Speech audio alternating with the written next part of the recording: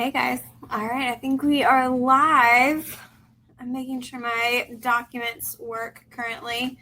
For some reason, my screen share was not wanting to share my PowerPoint, which is a little bit important for tonight.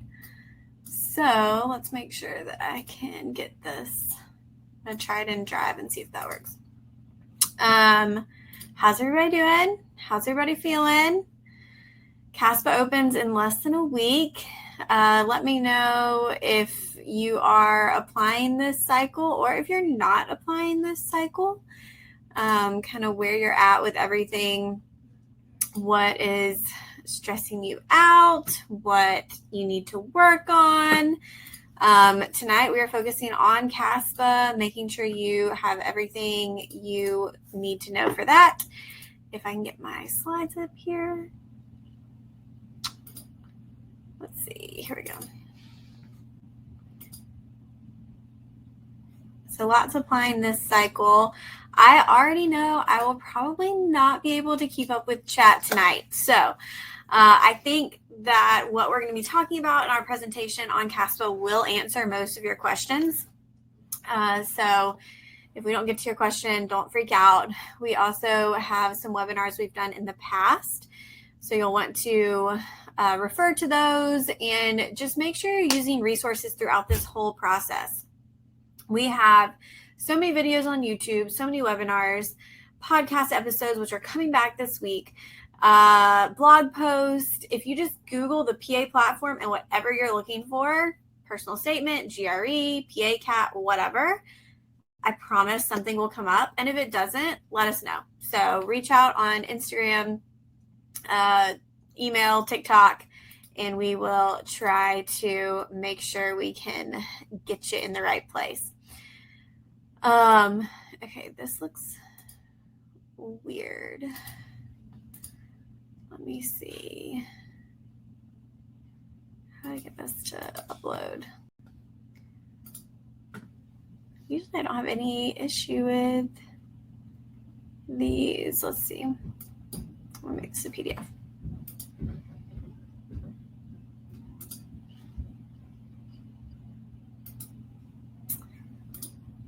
Okay, let's try that. We always have a little bit of technical difficulty, right? Of course.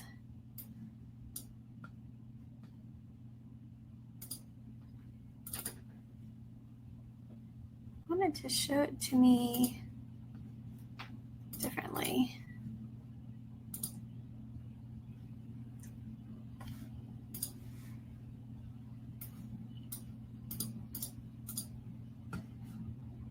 Emily and Michelle, I may end up emailing this to you guys. So if you see Emily and Michelle in the chat, they are helping us out. They are basically keep all this stuff running smoothly, or as smoothly as it can be. So they are answering questions, pointing you in the right direction. They're adding links and trying to answer some of those questions that we may not get to actually during the presentation. So you can refer to anything that they put in there. And as soon as I have this up and good, then we will be good to go. Okay, I think this will work. Let me see if it'll let me share this. Window, Chrome tab. All right, this should work. Cool. Awesome.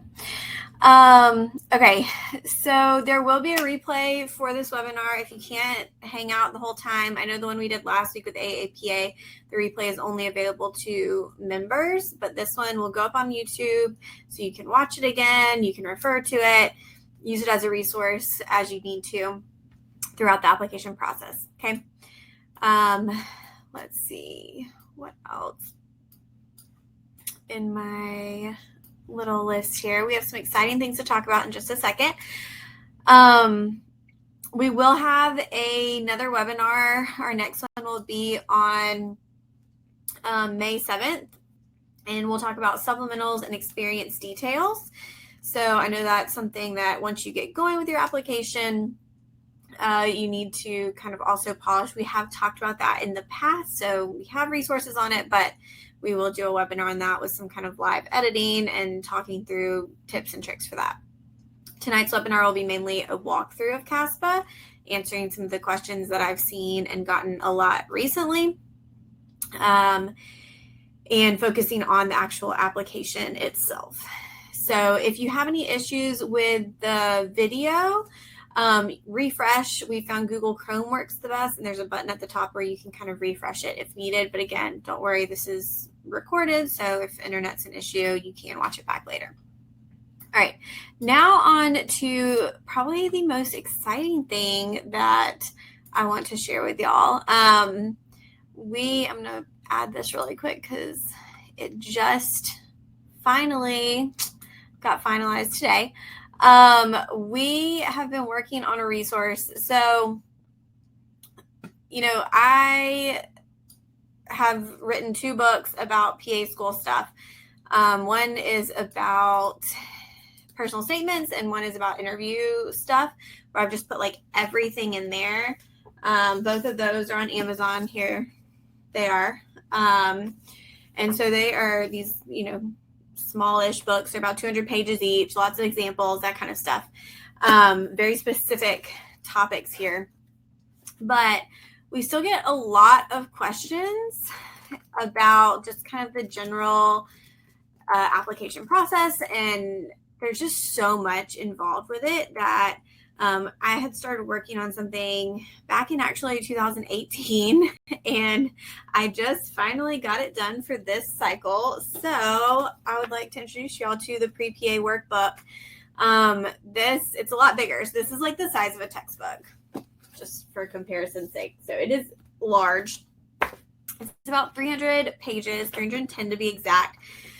But this is a step-by-step guide through the PA school application process. So it walks through every part of the application. It is very interactive. I'm a pen and paper kind of girl. So like if you're that type of person, there's lots of forms in here. There's lots of Q&A. I'll try to find one. We added some kind of fun reflection stuff, but lots of charts. I don't know if you can see that. If you're a chart person, there's charts to keep up with your schools, take notes. And so this is definitely something that you can use throughout the application process. It goes from talking about what a PA is, to interviewing, to paying for PA school, to deciding on programs. Just has a lot in it. So it is on Amazon. Let me see if I can get this up for y'all, if it'll work. And I'll get that link. So, oh, my file's too big. Again, this just happened. And now it's like freezing up. Cool. Let me make this bigger.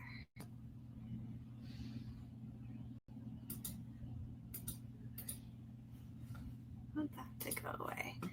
So Tailwind's in my way. So anyway, we'll put the link in the chat. So hopefully that will be helpful to some of you. Again, if you're kind of having lots of questions, hopefully that will help you out and get you all set up. Can't get it to go. I don't know, Emily or Michelle, if y'all can put that, well, y'all can't put it in offers, only I can do that. Y'all, this troubleshooting stuff is like killing me tonight.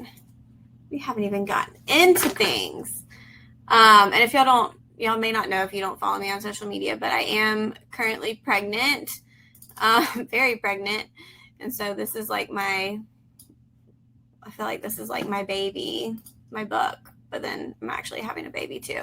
So for some reason, I only publish books when I'm pregnant. That's fun. And we did put a link in the chat. I'm going to try to get this up for you.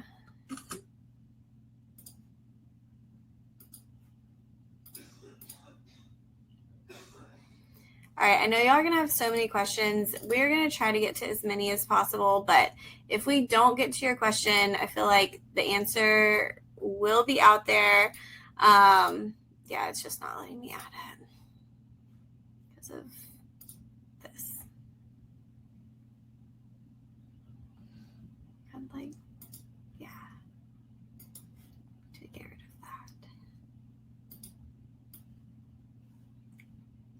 Can't do it. Oh, preview? Okay. Anyway, it won't work for me. Stay in the chat if you need it.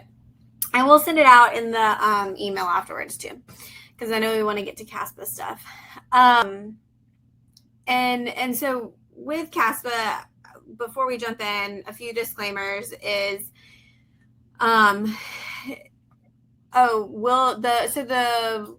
I see a question about the workbook being added to the full package. It will be added to the full package. We don't have them yet. They should be coming in the next week or two. So if you buy I guess I should have mentioned that. Sorry, I got flustered with that not working. But a couple things. Be on the lookout for an email this week. We're just going to clarify. Be on the lookout for an email this week with the replay and about the book. If you purchase the book in the next 2 weeks, so let's see what's today, the 23rd, by May 5th, you'll get the PA School interview course for free. We'll just add you and you'll get that. And normally it's like $70. So that's kind of our bonus for launching.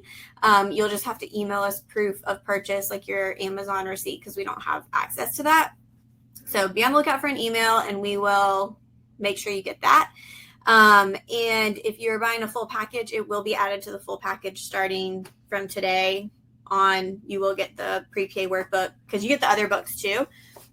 So the full package is like all the books, 2 counseling sessions, an essay review up to 10,000 characters, and then you can add a mock interview also, all of our courses, all of our webinars from the past, everything's included in that. So yes, this will be part of the full package.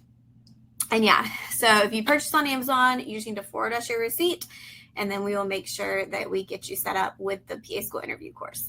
So, all right. If you've already bought the full package, it will not be included because the price will be changing a little bit to account for that book being added. So, all right, let's jump in. Sorry, that's a lot. I feel like I had a lot of announcements, lots to throw at you, but that's okay. Let me see if my screen share is gonna work and how this looks for you guys.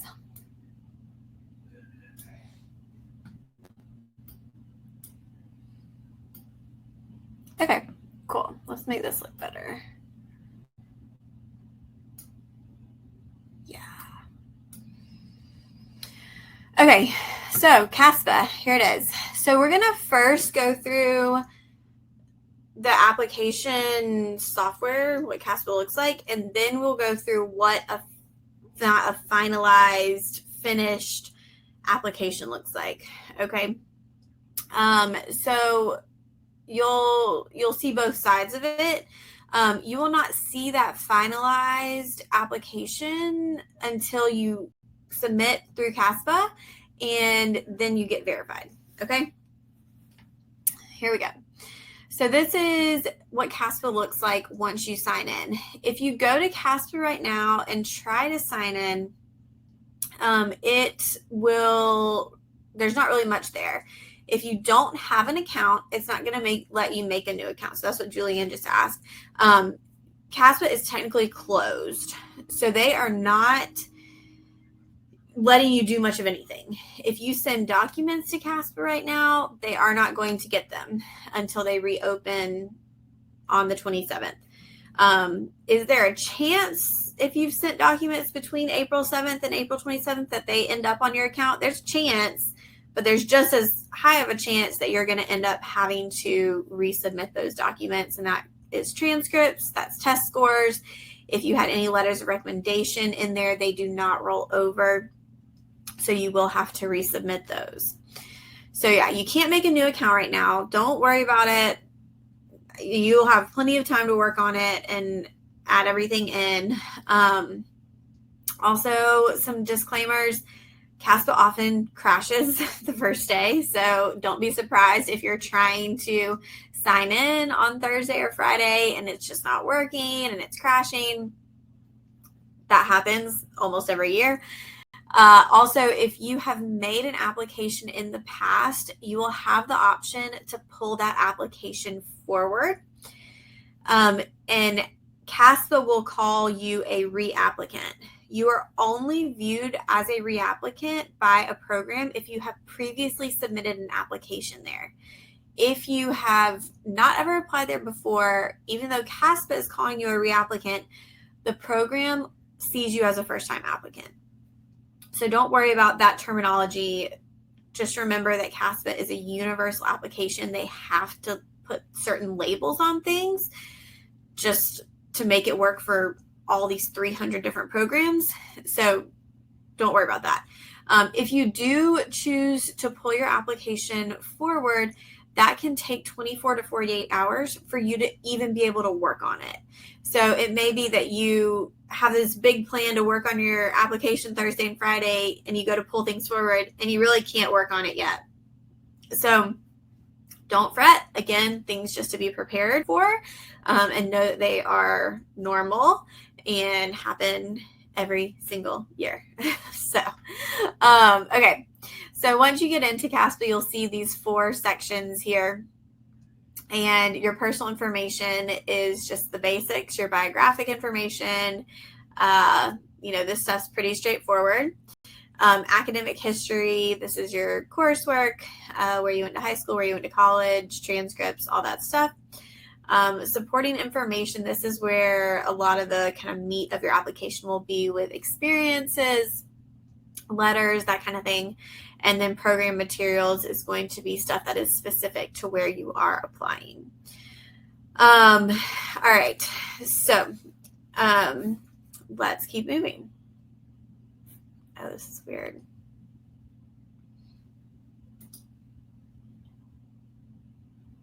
Okay, it's looking kind of funky, but we'll go with it.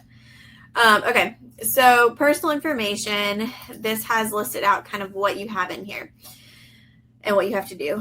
The release statement, I would actually read through this just to make sure you understand the kind of rules that CASPA is governed by. CASPA is owned by PAEA, which is the PA Education Association, who is over all of education. And so they put in this release kind of their code of ethics, what their expectations are of you. One thing I've had to pull from this release a couple times this year has to do with program timing, where I've seen some people or I've had them reach out to me where they were accepted and started at a program in January, but they were still being considered by other programs that didn't start until the spring or fall. And so they're in PA school. They're literally a PA student. And then they get an interview invite to a program that they would prefer, and then come and ask me what to do and if they should go to that interview and what that means and all this stuff. Well, if you read this release, technically, after you enroll in a PA program, you are supposed to withdraw all open applications within 5 days of starting at a PA program. So that brings up some kind of questionable, ethical stuff that then you would have to deal with the program that you're in, the program you're thinking about interviewing at. It's very complicated. So if you are applying to schools with different cycles and different start dates, that's just something to keep in mind that could come up. So biographic information, again, just stuff about you, where you live. Contact information is extremely important. You want to make sure this is up to date at all times, that it is your up-to-date address, phone number, email, where they can reach you. I do recommend having a separate email for PA school application purposes. Specifically, if you can have a Gmail and use the Gmail app, that is a great way to get notifications. You'll get a bunch that will get you excited and then aren't actually anything you need to know. They'll be like, we got your application, or thanks for your interest in our program. But once interview invites start coming in, there will be times where those are time sensitive and they may give you a choice of dates or require a response by a certain amount of time. So you want to make sure that you are getting those notifications. We used that when my husband was applying to residency, because things were very time sensitive. So we set up a Gmail account and had the Gmail app to send us actual notifications whenever he got emails, and I would actually get them too, so I could help him get registered for interviews. That's like an extremely weird competitive situation. But same thing for interviews for PA school. Like if you do have certain dates or something works better for you, and you are given an option, which doesn't always happen, that may be something you want to consider. Let me see. Okay. So then we have citizenship information, race and ethnicity. Again, these are very straightforward. Family information, environmental factors, and other information. There are some funny questions in here, and I'll show y'all on the final application as far as describing your childhood residency, what your parents' jobs were, that kind of stuff. And you don't necessarily have to answer, but these aren't going to be make it or break it topics that would get you into or rejected from PA school. So these are going to be things that schools are using more for demographics, trying to, see where students are coming from that are interested in the PA profession and use for their outreach.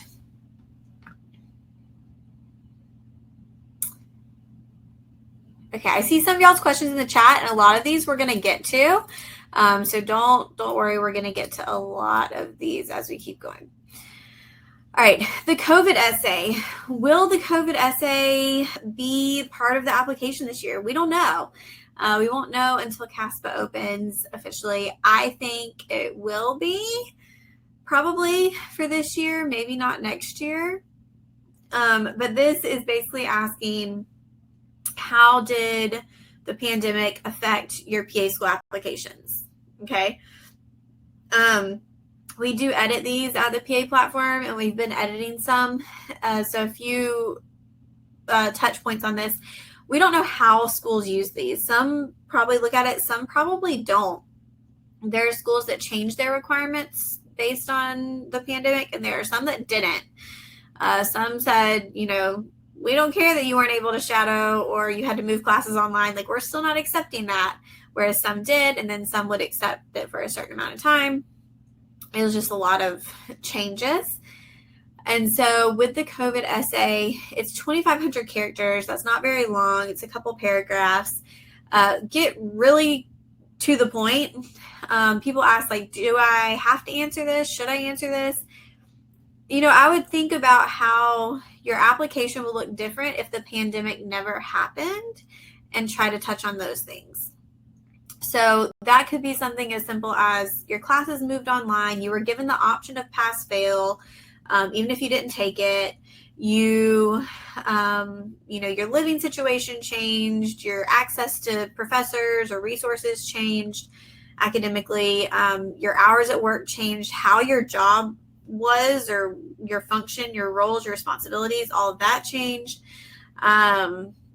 Thinking about volunteering, shadowing, anything that you had lined up that didn't happen, you can explain, I expected to have 250 volunteer hours in the hospital, and I was unable to complete those. Instead, I was able to do COVID screening and kind of, pivot to something else. But again, just showing how that application is different, or because of COVID. So this shouldn't be something you stress about or spend a ton of time on. But, I think in my mind, if you're given the opportunity to comment on something or explain something on your application, you should take that chance and explain it. Yeah.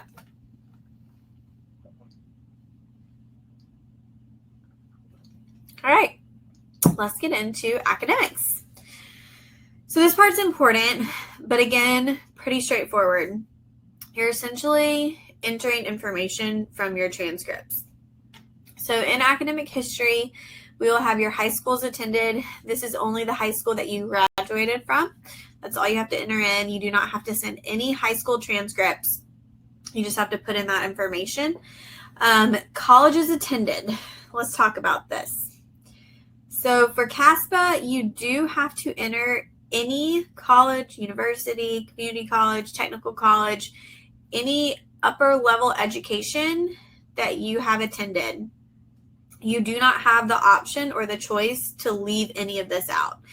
That's dual enrollment, classes you took while you're in high school, that's online courses, anything taken at an accredited university or school is included in this. If you don't enter every program you've attended, then there's a chance that your application verification may be delayed, and so that your application may not meet deadlines if you're not entering everything in correctly.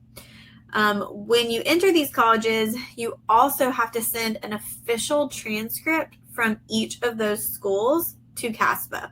You cannot use transfer credits. So even if a transcript shows all of your transfer credits, you can't use that. It has to come from that original institution. And you will indicate in there whether or not you completed a degree. You'll only enter the degrees completed at the ones where you got degrees. Yes, this includes every college course ever taken. This includes repeats. This includes, again, high school courses, post-bac courses, everything. Every class is included. So we enter our colleges, and then we do transcript entry. So you will not be able to access those official transcripts in CASPA. You can see that they were received, but you can't actually view them, which is really annoying. It would be really helpful if you could.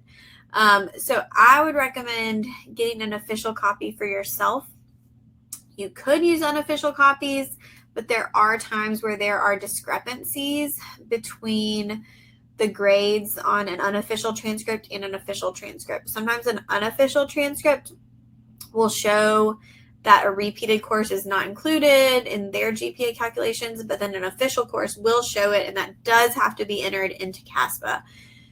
So that's where people get into issues with their GPA calculations being different from what's on your transcript and what CASPA calculates, because a lot of those institutions will do grade forgiveness or leave out an initial attempt if you repeat a course.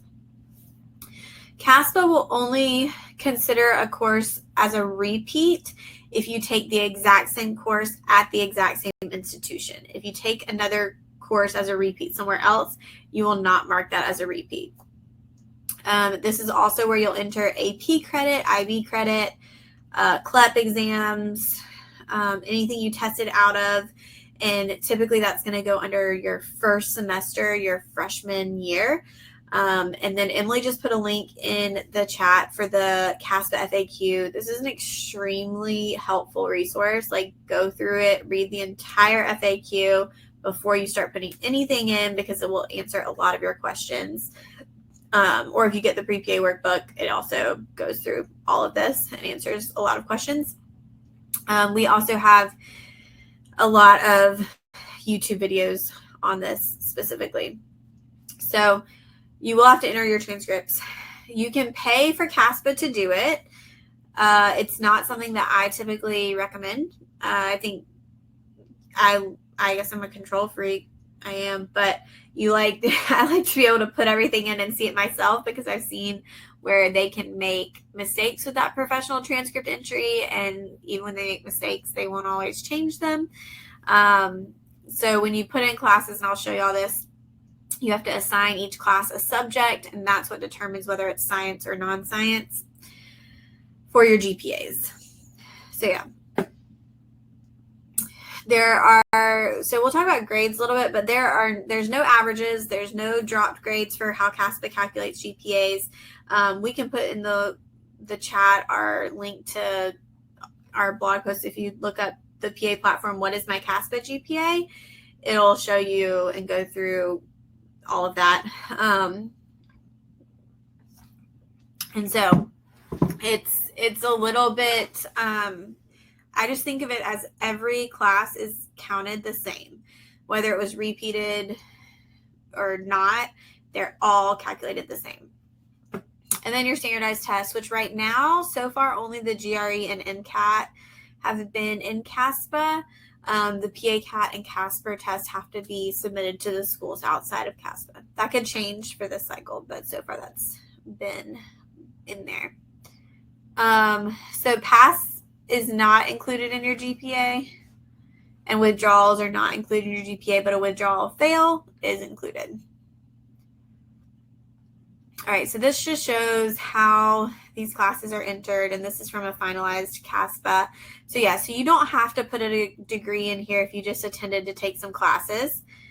And then this shows kind of the standardized test for the GRE, what that looks like. And then I'll show y'all in the final application more about what the courses look like. We'll go through some of that. Okay, so then we get to supporting information. And again, this is like a lot of the bulk of your application. Evaluations, that's what CASPA calls letters. And we'll go through those in a minute. Experiences, we'll go through those in a minute. Achievements, licenses, and certifications. These should be pretty straightforward. Same thing with memberships. You have the option to add a description for these categories. They don't need much describing. Like you can just put, if there's if it's a scholarship, you could put why you got that scholarship. If you got Dean's List, you can list out the semesters that you got it. But yeah, you really don't have to put too much here. You can just list them out. For licenses and certifications, you can only put ones that are currently active. You do not have to, if you've never used a certification or a license, I don't recommend putting it on there. I think that it can lead to more questions than answers. If that, let's say you got your CNA license, but you haven't used it, you may not want to put that in there. That's just a question I kind of got recently this week. And then you'll have your essay, which is your personal statement that will go in this section as well.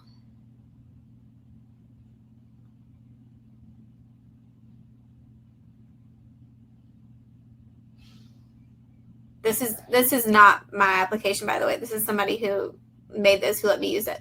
All right. So this is the CASPA evaluation request. So you will put in the person's name and information. Their email address is the most important part, that this is accurate, because that is how they will actually get their request. You can put a due date in here, but it does not matter. It is not something that they are held to. It's more of a suggestion. I would recommend kind of talking to your letter writers outside of CASPA and giving them a heads up about when you want that letter submitted and when you want to submit your application, so that they know about that. You can add a little message to them, just kind of saying like, hey, thank you. If you want to send them a resume or anything to help with their letter, you would do that outside of CASPA. Down here where it says waive the right to view your evaluation, it is recommended that you waive that right. It looks a little fishy if you don't, like there's a red flag, or you might be concerned about what they're putting in their letter. So we do recommend waiving that evaluation. With the letters, you can enter in up to 5. Down here, you have to request at least 3 for your application to be considered complete. And then 2 have to be submitted for them to verify it. So if you enter in your letters and you submit and you're waiting for those letters, once 2 are submitted, they will verify it. This is something to kind of be aware of when you are planning your submission, and to double check with the programs to make sure that you can have those letters maybe not submitted or in progress. Because let's say you submit and you only have 2 letters in, and they require a professor letter, and they have rolling admissions, and they go to look at your application and that professor letter isn't in yet, they may or may not come back to your application. So when we talk about rolling admissions, which we really haven't yet at this webinar, but that means that as soon as your application is considered complete, the school's going to look at it. If they like what they see, they will go ahead and offer you an interview. If they like what they see at the interview, they're going to accept you.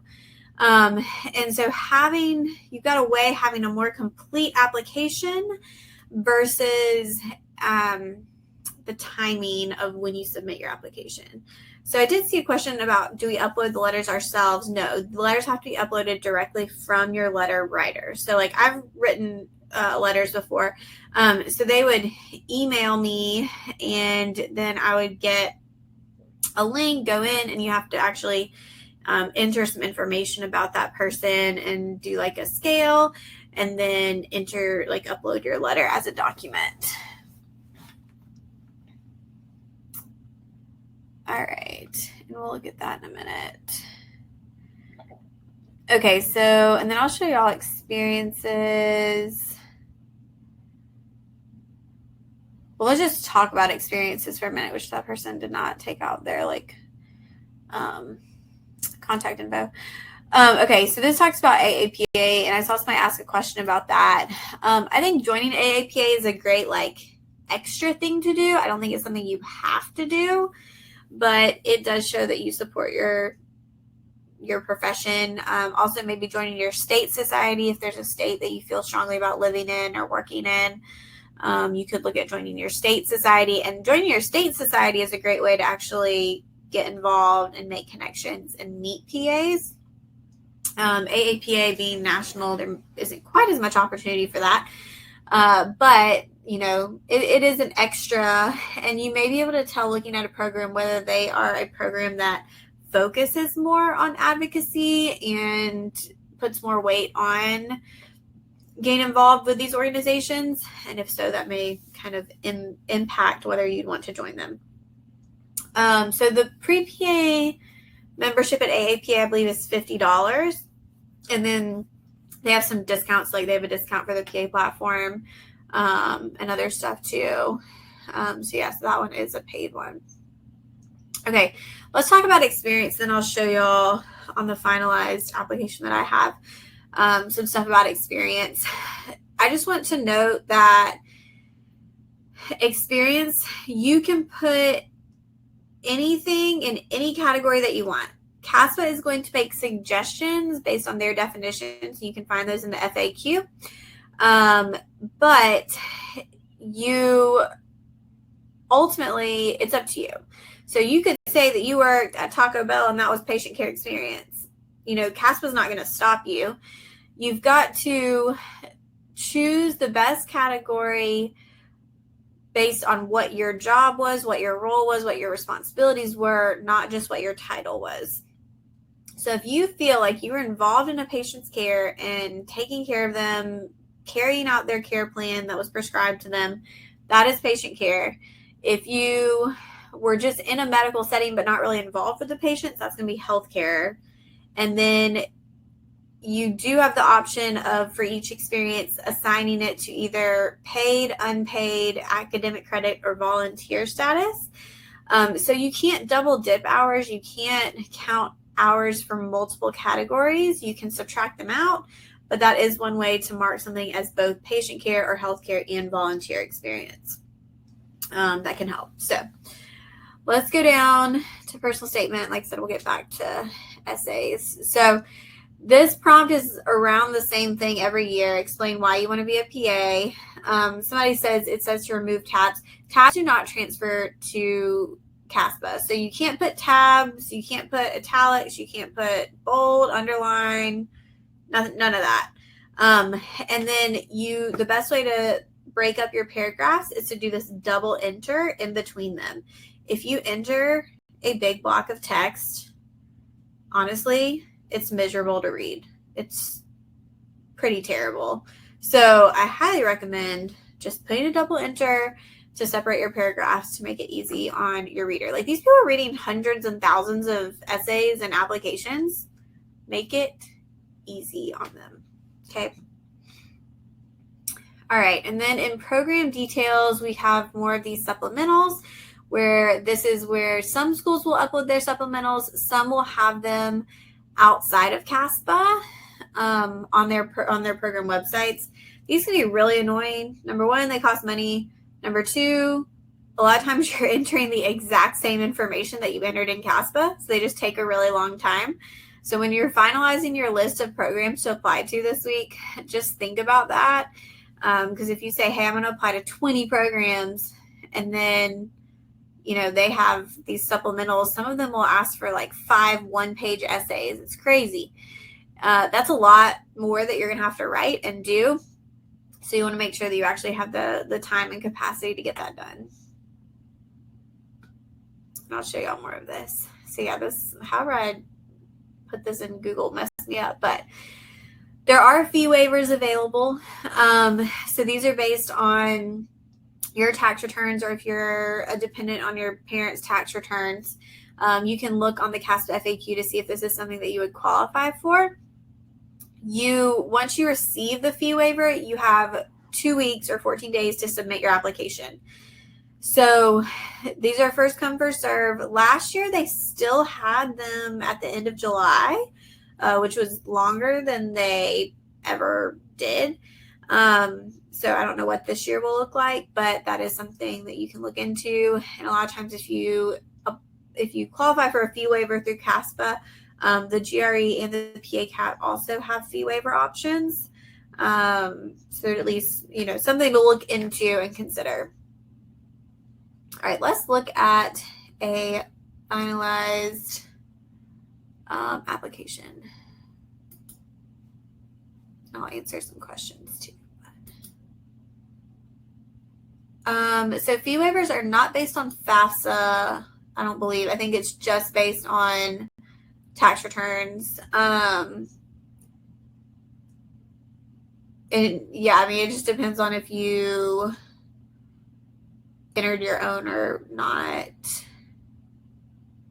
Can you put the tabs in after you put it into CASPA? No. Your only option would be to do a bunch of spaces, but that's going to take up a ton of characters, so I would not do that. What's considered early for applying? I would say May to early June is still considered early. But you want to make sure that your application is complete. It's very important.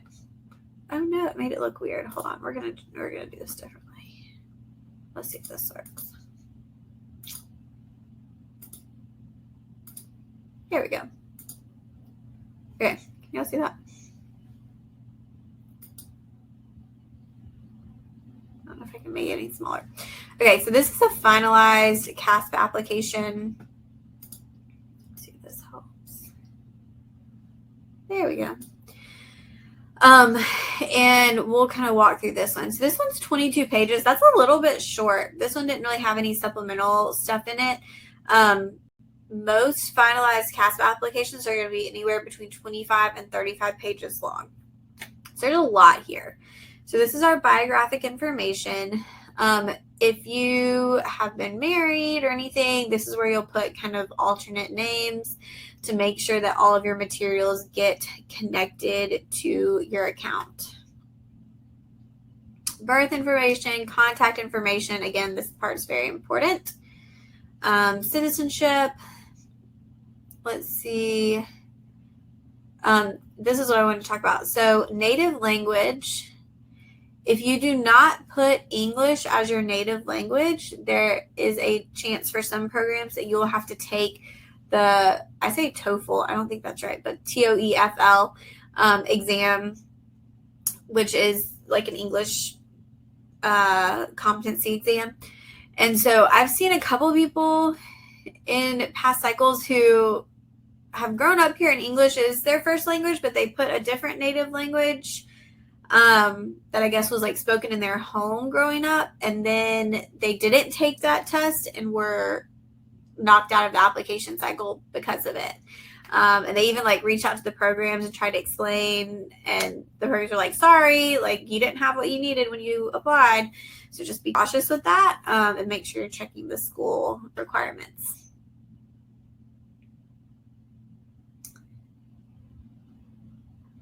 Let's see. Okay.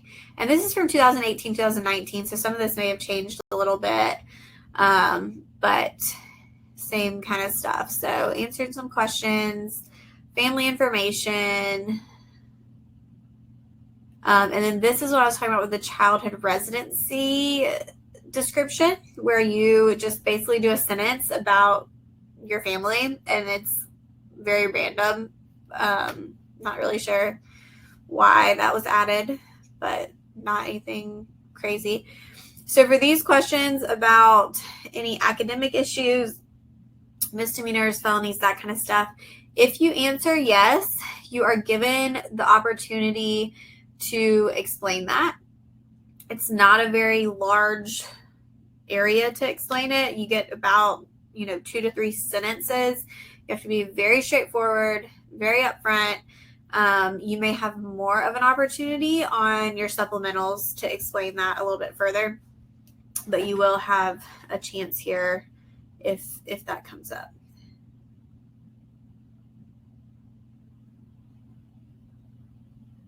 All right, so then we get into academic history. So high school you graduated from is here. The GRE, which in the past you had to submit every GRE attempt. Now you can pick and choose which attempts you send. Some schools will still request that you send all attempts. So I'd just be very cautious with picking and choosing to make sure that you are fulfilling the school's requirements, like what they're asking for. Most schools, whether they say it or not, will super score your GRE. So if you do better on one test in verbal and the next one you do better on quantitative, they will put those scores together to give you a higher score. If you ever have any questions about a school's requirements, whether your stuff, fits or, you're on the right track, whatever, reach out to the programs. I mean, do your due diligence, make sure you've checked their website and stuff, but they have someone there to help you in admissions or somewhere in the program. So reach out to them directly and ask them, just to be clear, so you're not wasting time, wasting money if something does not line up with a program. All right, so then we get into colleges attended. So if you have a degree, you'll define that. If you don't, it'll just say no degree defined. And then we get into coursework. So this is what the coursework looks like. And let's just talk about this for a second. CASPA will only verify your coursework the first time you submit your application. So if you have transcripts that do not show completed courses yet, they will be unverified. They will not be included in your GPAs. If you submit to later to other programs or add more transcripts, they will still not be verified and they will still not be in your GPAs. They are only going to verify and calculate GPAs on your first submission. Okay. So that means that if you are still in classes right now for the spring and you want those to be included in your GPAs and verified and your degree to be verified if you're graduating, you need to wait until they're complete on your transcripts. Your registrar's office should be able to let you know kind of timeline-wise when that can happen. But there's like no way around that. So that's kind of how that works. If you have AP credit, it's listed under your very first semester if it is on your transcript. If you just have AP credit, but it was never accepted or given to your university, then it is not included or put on your application.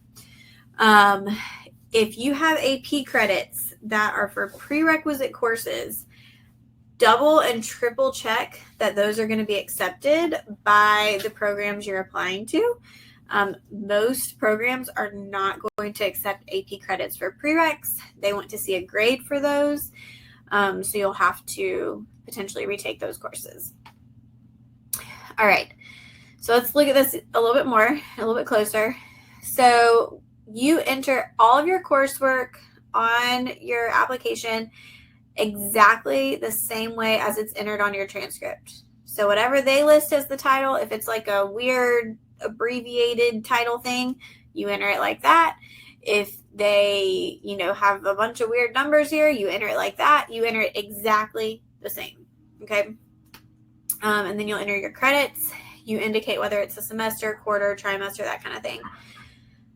There are some kind of funky transcripts out there, some that do like unit credits. those you have to translate, and it's a little bit different.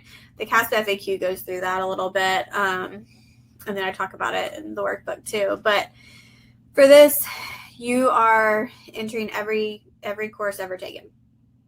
So, I'm trying to find one that would be kind of weird. So these seminar classes, they're hard to find a thing for. You do special topics. CASPA assigns courses, and we have a YouTube video on this, first by the title and then by the subject. So first by the title, then by the subject. So that's why this one that's biodiversity is classified as biodiversity and not just biology. You cannot choose a category, a subject, based on what the class was about. That's another question I've been getting a lot recently, is like, I took this class called neuropsychology, but it was really neuroscience and biology. Can I put it as that so it counts as science? Because psychology classes never count as science. And the answer is no. If these are not accurate, it's going to hold up your verification and cause problems. There are some cases where you may have a little bit of leeway in which category you choose. And there's some gray area there just depending on the title of the class. But those are not going to be the norm. Like if you go to the CASPA course subject list, that's what I do, and search for the term in the title. Start there. If you can't find it, go to the subject. If you can't find it, then you've got to get creative and kind of find the next best thing. Sometimes it's just like other science or something like that to fit in there.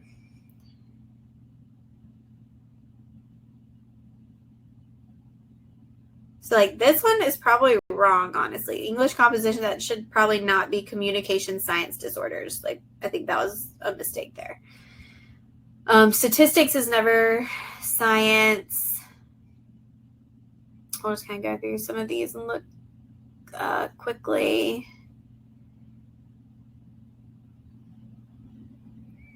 See if there's any weird ones in here.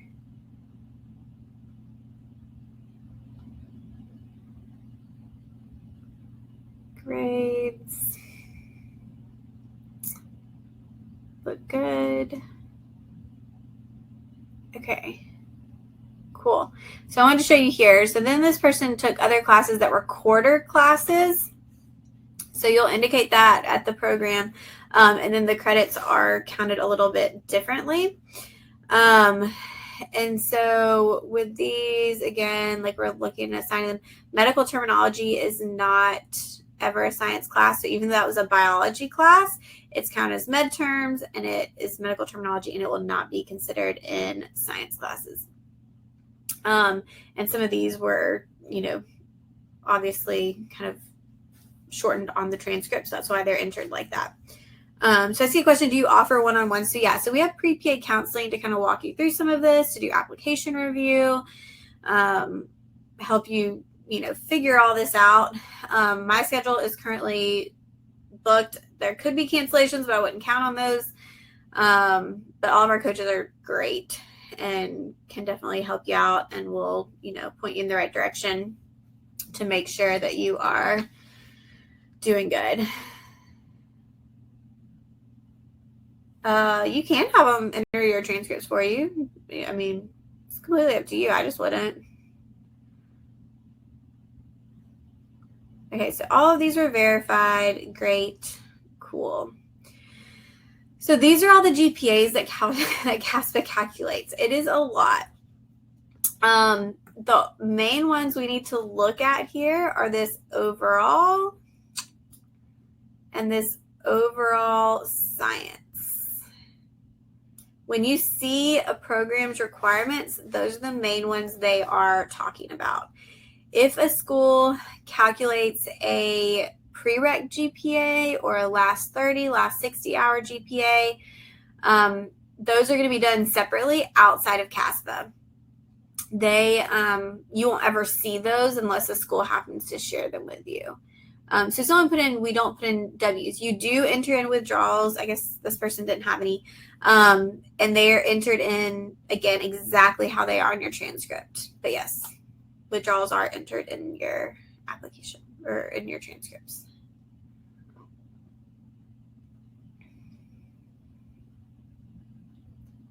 All right, so this gets into the experience and what I was talking about here. So here you enter in your experience type. There's healthcare, non-healthcare, patient care, leadership, teaching, research, extracurriculars, shadowing, and volunteer. A note on extracurriculars, that is not just like a hobby. Like, we're not really entering hobbies on here. It needs to have something that you have a supervisor you can list or someone who can vouch for you for that experience. So sometimes people are like, I run marathons. Where can I put that? You really can't, but you can talk about it in your essays or your supplementals if you wanted to. Clubs typically are going to go under extracurriculars more so than memberships, unless it's like a national society type membership. So here you enter in your title, your employer, contact information for your supervisor, whether they can contact them. And then the way you enter this in is kind of weird, and also getting a lot of questions about these. Normally for experiences, we're talking college and forward. The only time high school would be related if it's something that you did in high school and continued through college, or if it was healthcare or medically related, then I think that would be relevant and you could potentially add it. You enter your start date and your end date and your hours per week and the total weeks. This is never going to work out perfectly, ever. So you have to kind of estimate, if anything, round down, not up. And it may, in some cases, be that you kind of just have to figure out your total number of hours and then your total number of weeks to figure out your hours per week, and just make those numbers work the best you can. For these experience details, I'm looking for context of your experience. I'm looking for what your role was, what you did. And I'm also looking for what you learned and what you took away from that experience and why it was important or relevant to you, and why it's relevant to your PA school applications. So we do edit experience details as well. And that's kind of the stuff that I'm looking for when we do that. So again, it's a leadership experience. We have a patient care experience. And so if you don't have a supervisor's information, I would not just leave that. Well, you can't leave it blank, but I would explain that here in the description and say, like, I'm no longer in contact with the supervisor. My supervisor is no longer there. Something to clarify. You also cannot project hours. You can put that something is current, and it'll calculate the hours up until when you actually submit. But you can't put a year from now in there. The only way that you can do that is if you put in your experience details, kind of the same thing. Like, by December of 2023, I expect to have 2,000 hours in this experience or something, to kind of clarify and let them know what you're working towards. We have shadowing, which with shadowing, I'm pretty picky about descriptions, and I really want to see what you learned about the PA profession in these experiences. CASPA is not going to verify all of your experiences, or the schools are not going to verify all of your experiences. I mean, look, there's like 10 here. If they did that for all 1,000 applications, it's just not possible. The only time they're going to try to clarify is if there's a discrepancy or they have a question about an experience, they may reach out. So that's why you want to have that contact information if possible.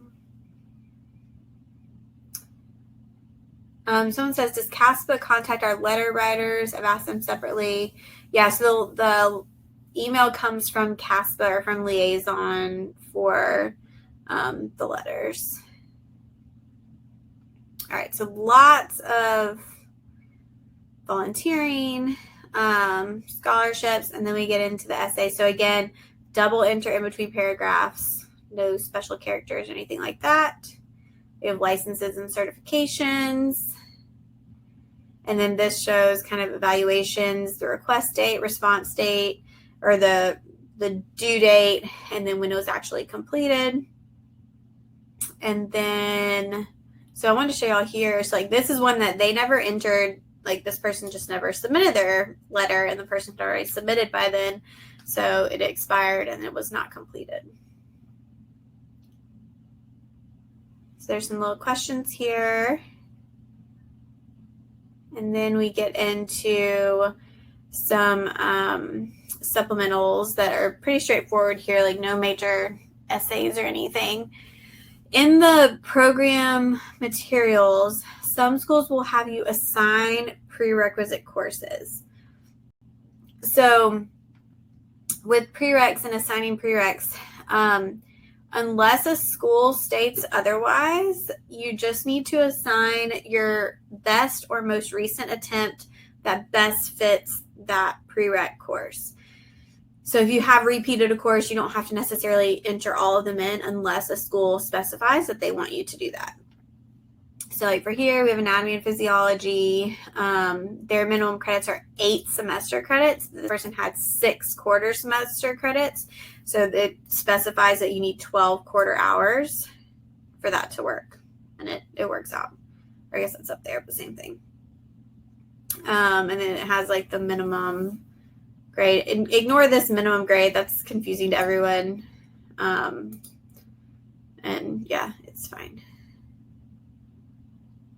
Okay, so biology, they want English, they want advanced math.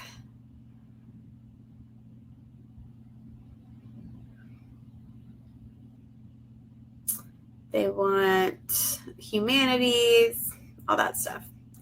All right, so that's pretty much it. So this application I think is pretty straightforward. How are you feeling?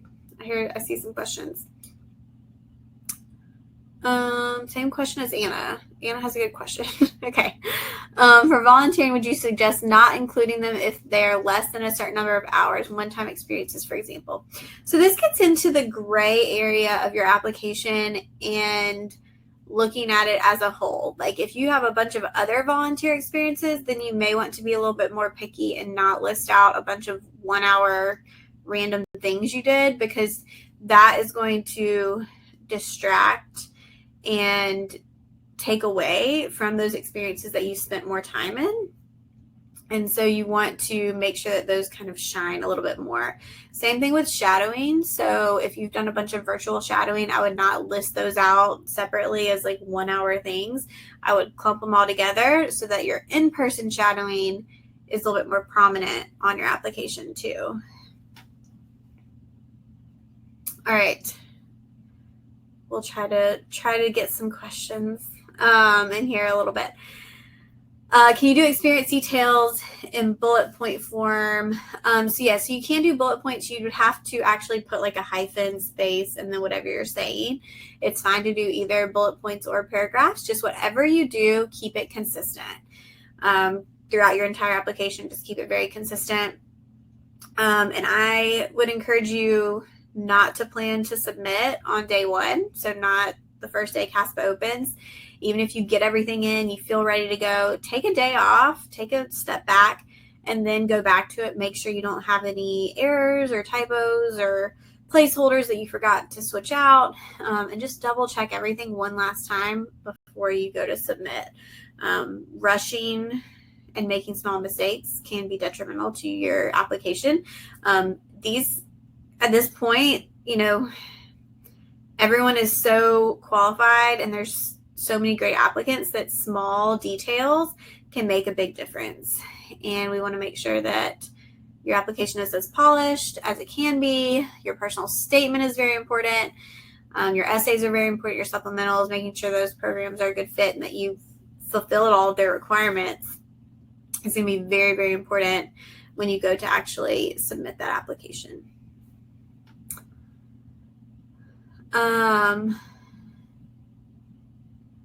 Physician assistant versus physician associate. Right now, until physician associate is adopted by either all of the programs you're applying to or the states that you're applying to, stick with physician assistant. They're estimating it'll take 5 to 10 years for that to happen. I don't think any states have officially accepted physician associate. It's just such a huge endeavor for that to switch over. And so until that happens, stick with physician assistant until all that's done. So somebody said, I read that we shouldn't include volunteer experiences from being involved in a sorority or fraternity. Is that true? No, that's not true. You should definitely include those. Same thing with religious organizations. People ask about that all the time. Like, should I include my hours from working at a church or ministry? Yeah, I mean, if it's something that you did and you're involved with and you enjoyed and it was important to you, then include it. A lot of my volunteer hours were from working with Wesley Foundation at UGA, and I wouldn't want to go to a program that didn't want me because of that. That's kind of weird. So, yeah, I think sorority fraternity hours are perfectly fine. Talk about them.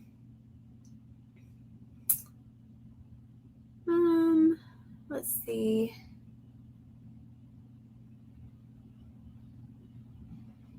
Oh man, questions are rolling in. Oh, I like this one. Is waiting until July to apply bad in order to get more hours, or would an early application be better than more hours and experiences included? Okay, so that's a good question. My rule of thumb with that is if you meet the requirements that a school is asking for, I think getting an application in earlier is better. If you're waiting to get past a certain threshold, like 1,000 hours, and that's what the schools require, then wait. But otherwise, if you're just waiting to add, 100 hours, I don't think that's going to make a huge deal in your overall application if it's not pushing you past a minimum that a school is looking for. Do you recommend using MAPT before we submit courses on CASPA? Yeah, so MAPT is a great tool that is super helpful. It is the most accurate GPA calculator that I've found. We can find my link and add it where you'll actually get access to the advisor chat. So they have a MAPT Pro where you can talk to advisors. Let me see if I can find my link real quick.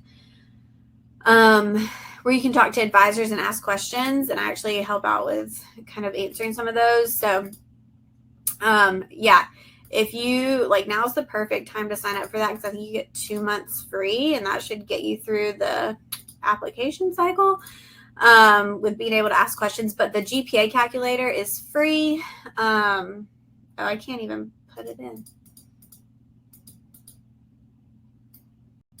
Here, I'm gonna have to send that to Emily and Michelle because my thing's freaking out.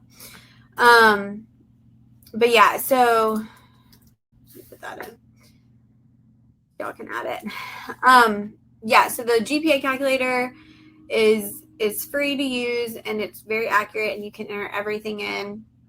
So if you want to estimate your GPAs, you can also keep track of experiences there. So yeah, highly recommend. Mackenzie's question. Let's see. Can I apply to different schools at different times? For example, one in May that requires a minimum of 500 hours, and then another in August that requires 1,000. Yes. So you can submit your application to some programs and then submit to others later. You will not be able to edit a lot of your application, but you can add to it. So you can add new experiences. So if you are still in an experience and you want to add more hours, you would just have to add a new entry and just kind of say refer to previous entry. Or something along those lines. But yes, you can add in experiences to show that you've completed those hours once you've reached a different deadline. I don't know anything about my PA box. I've heard lots of issues with it, and it's part of why I don't recommend it is because MAPT does the same thing better and is free. So yeah. Elena's question. I like when y'all refer to other people's questions. When should we send our official GRE scores to the programs? Not until CASPA opens. So do not right now this week send transcripts or test scores or anything until CASPA opens on Thursday. Once CASPA opens, the very first things you can do are send your transcripts, send your test scores, request your letters, and then you're good to go. Does it matter that new hours you add won't be verified? No, because hours aren't verified the same way that GPAs are.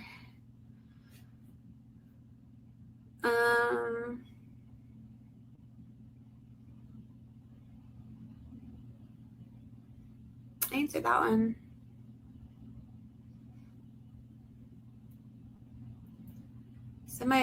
We put the maps link. I know this is going crazy, so we can try to put it in again. Do transcripts roll over?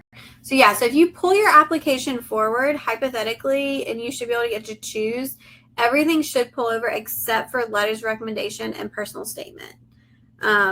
There are always potential issues. Things get lost. It can happen, but hypothetically, everything should roll over outside of the letters and personal statement.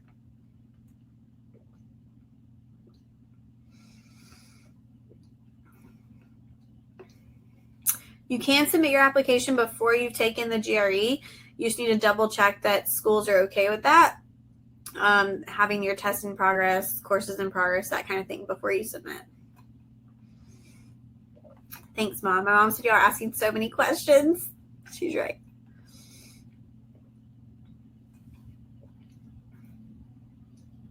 All right. Let's see if any come in that I feel like we need to. Michael's question. Oh my gosh, that was so fast. We'll be answering so many questions on Instagram this week too. So make sure you're following the PA platform. We'll have a question box like every day. I'll be answering as many as I can or pointing you in the right direction. And also a lot of the questions are in my book. So that may help you out too. If you have that Prime shipping, you should get it pretty quick. Michael's question was, should I wait to apply until my last prereq is done? See, that's a gray area. It just depends on your application, where you're applying, the strength of your application. Like there's so much that goes into that decision. So part of that's like what we kind of do with our counseling is work through that. But yeah, you have to look at everything and decide,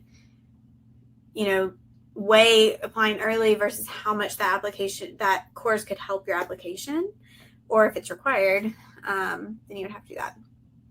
So, and then what else was I going to say? Oh, for editing, just for frame of reference too, for personal statement editing, our turnaround time right now is like 3 to 4 days. That we really try very hard to stick to that, and get it to you ASAP. And so we'll, do our best, but if you want to get your essay in and get it edited, that is the turnaround time. So if you want to factor in the time that you would need to work on it, just so you know. All right, I think we're going to wrap up. But again, I'll be answering tons of questions tomorrow on Instagram.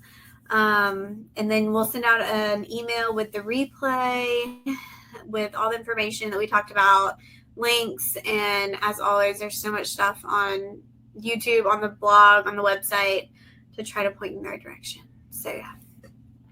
All right, guys. See y'all next time. Hopefully in May.